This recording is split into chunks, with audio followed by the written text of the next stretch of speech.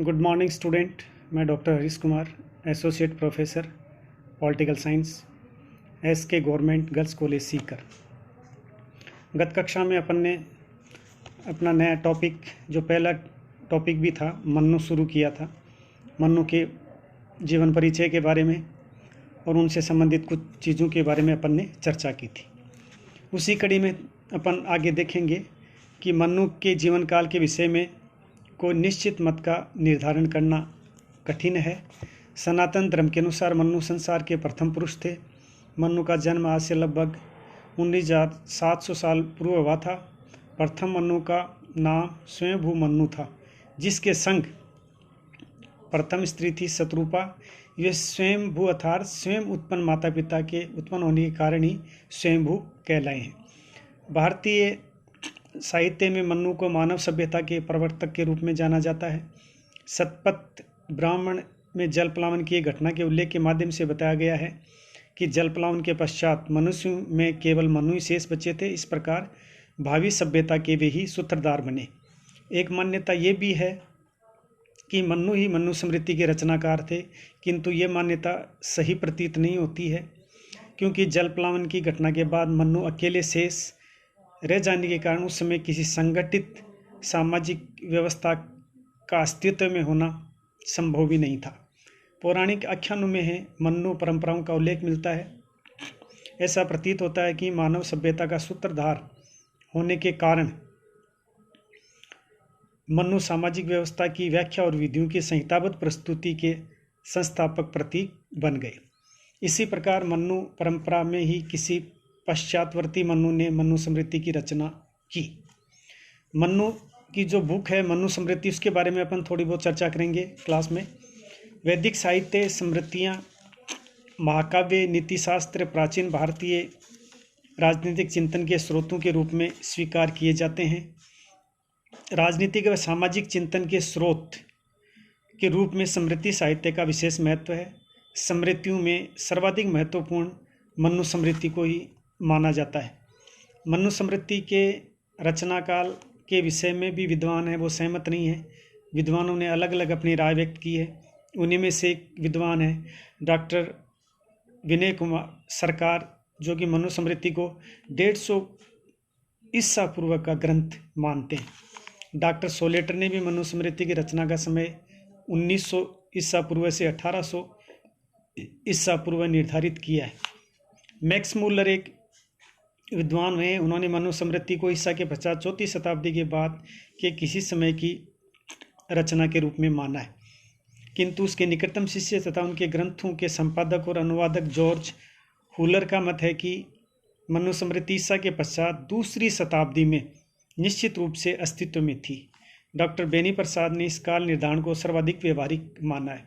तो इस प्रकार 4-5 विद्वानों के अलग अलग इसके ऊपर विचार हैं, जिनमें विनय कुमार सरकार हैं, सोलेटोर हैं, मैक्स मूलर हैं, जॉर्ज हुलर हैं। सभी ने इसके रचना काल को लेकर एक अलग अलग अपने समय के बारे में विवेचन किया है। मनु स्मृति के अंदर हम ये देखेंगे कि किन किन चीज़ों की चर्चा की गई है। मनु स्मृति मूल रूप से राजनीतिक प्रकृति का ग्रंथ नहीं है। ग्रंथ में वर्णित विषय वस्तु व्यापक है और उसमें सामाजिक व्यवस्था के सभी पक्षों से संबंधित जो आचार संहिता है वो प्रस्तुत की गई है। राज्य को मनु स्मृति सामाजिक व्यवस्था की एक अनिवार्य महत्वपूर्ण उप व्यवस्था के रूप में मान्यता देते हैं। मनु स्मृति को कुल 12 चैप्टर्स में बांटा गया है। 12 इसके अंदर अध्याय हैं। अलग अलग अध्याय के अंदर अलग अलग चीज़ों का वर्णन किया गया है। पहला जो अध्याय है उसमें संसार, विभिन्न प्राणियों की उत्पत्ति के बारे में वर्णन किया गया है। दूसरा जो अध्याय है इसमें संस्कार विधि है, ब्रह्मचर्य, व्रत विधि, गुरु के प्रति अभिवादन की विधि आदि का वर्णन दूसरे अध्याय में किया गया है।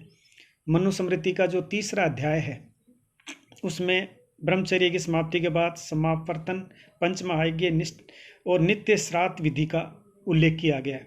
चौथा जो अध्याय है उसमें ऋतु, ब्रह्मचर्य और जीविकाओं के लक्ष्य, गृहस्थ आदि के नियमों का, और 5वें अध्याय में भक्ष्य और अभक्ष्य पदार्थों और मनुष्यों द्वारा शुद्ध रहन सहन को सुनिश्चित करने के जो नियम हैं उनके बारे में चर्चा की गई है। षष्ठम जो अध्याय है उसमें वानप्रस्थ और संन्यास आश्रम का वर्णन किया गया है, क्योंकि मनुष्य के पूरे जीवन को मन्नू ने 100 वर्ष माना था और उसी के आधार पे 4 आश्रमों की व्यवस्था की थी, जिसमें ब्रह्मचर्य है, गृहस्थाश्रम है, वानप्रस्थाश्रम है और संन्यास आश्रम है।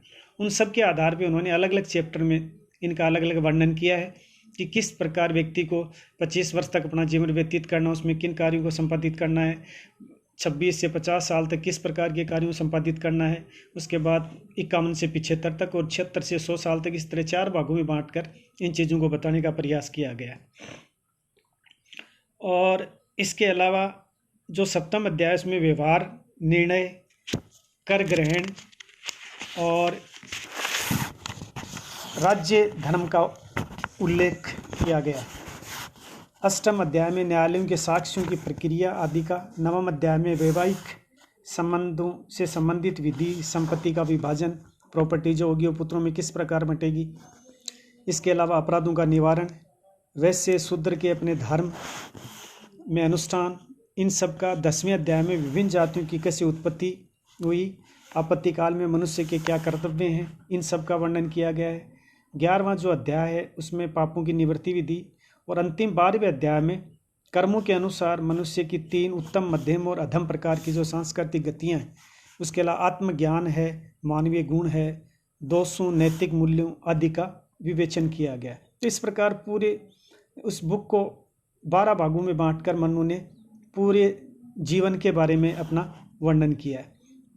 मनु स्मृति की अध्याय योजना के उपरोक्त विवरण से यह स्पष्ट होता है कि मनु स्मृति में मानव जीवन के समस्त पक्षों के सार्थक और उद्देश्यपूर्ण नियमन के लिए आचार संहिता है वो प्रस्तावित की गई है और उसी के अनुसार व्यक्ति हैं वो अपने अपने जीवन के अंदर अपने अपने कार्यों को संचालित करते हैं, जो कि उनके एक समाज के प्रति दायित्व हैं, एक परिवार के प्रति दायित्व हैं। उन सब दायित्वों का निर्वहन करते हुए वो सभी अपने कामों को संपादित करते हैं। Thank you students.